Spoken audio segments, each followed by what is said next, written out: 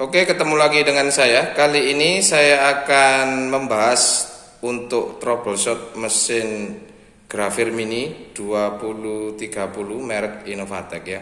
Jadi ada beberapa poin yang akan kita bahas perihal untuk troubleshoot mesin ini, yaitu yang pertama untuk lasernya yang tidak bisa nembak. Lalu yang kedua, origin headnya tidak mau berjalan. Yang ketiga, di bagian koneksi USB.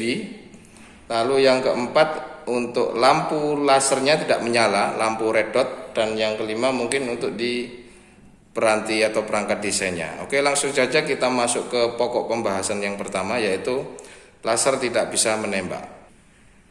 Untuk laser yang tidak bisa menembak, ini ada dua indikasi, yaitu atau dua kemungkinan, yaitu yang pertama, dia lemah, tidak berfungsi laser power source-nya. Lalu poin yang kedua adalah untuk solusinya adalah kita ganti laser power source yang berada di sebelah kanan. Oke, di sini saya dibantu teman saya teknisi yang akan membantu menjelaskan dan coba untuk mereviewnya. Oke, langsung saja kita buka untuk sebelah kanan ya, bagian bodi sebelah kanan ini.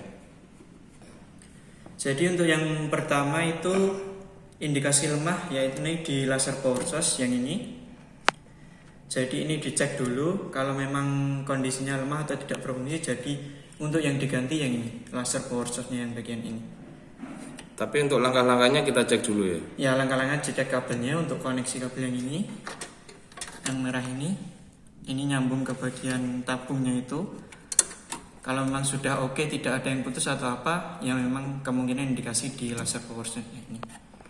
Oke, jadi begitu penjelasannya untuk troubleshoot yang pertama, yaitu laser tidak nembak ya. Jadi solusinya kita cek dulu perkabelannya, lalu kalau memang semua perkabelannya aman baru kita ganti ke power source. Yang kedua, origin head tidak berjalan ya. Ini ada beberapa poin. Yang pertama, indikasi jalur X dan Y-nya ada yang putus. Lalu yang kedua, indikasinya mainboardnya tidak berfungsi secara normal untuk bagian jalurnya. Jadi untuk yang kedua, yakni originnya tidak jalan. Jadi mesin kalau awal dinyalakan itu pasti untuk posisi headnya ini pasti dia origin sendiri. Misalnya dari gini, jadi mesin kita nyalakan, lalu dia akan origin sendiri. Nah, seperti ini. Jadi untuk kalau tidak nyala berarti ada indikasi di jalur. Untuk yang pertama jalur X.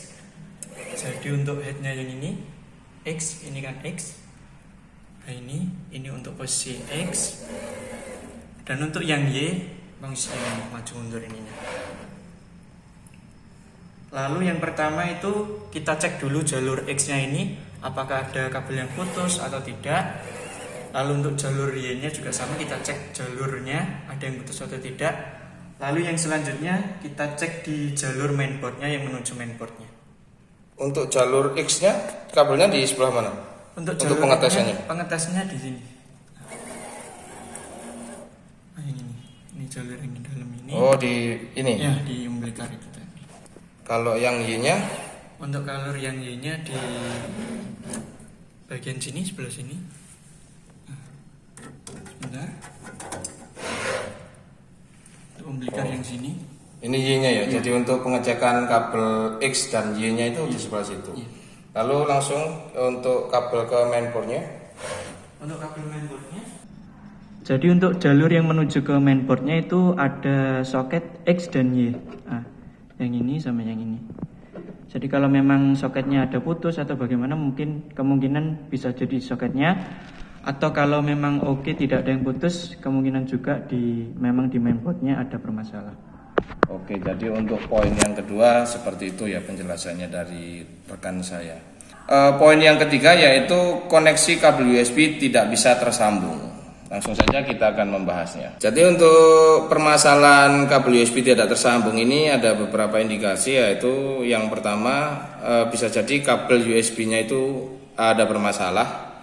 Lalu yang kedua itu ini soket USB di mainboardnya juga ada bermasalah. Jadi untuk yang pertama indikasi kabel USB-nya kurang bagus atau memang rusak kondisinya. Jadi kita cek dulu, kalau kita tancapkan di sini lalu ke laptop pertama tidak connect, mungkin bisa kita ganti dengan yang baru untuk kabel USB-nya. Lalu selanjutnya kita cek soketnya yang ada di mainboard ini. Jika memang kita udah ganti dengan USB yang baru, kalau memang belum bisa, kemungkinan diindikasi di mainboardnya soketnya ini rusak dan harus ganti di bagian mainboardnya ini tadi. Untuk USB ini apakah bisa dicek dengan AVO untuk pengecekan tersambung atau tidak?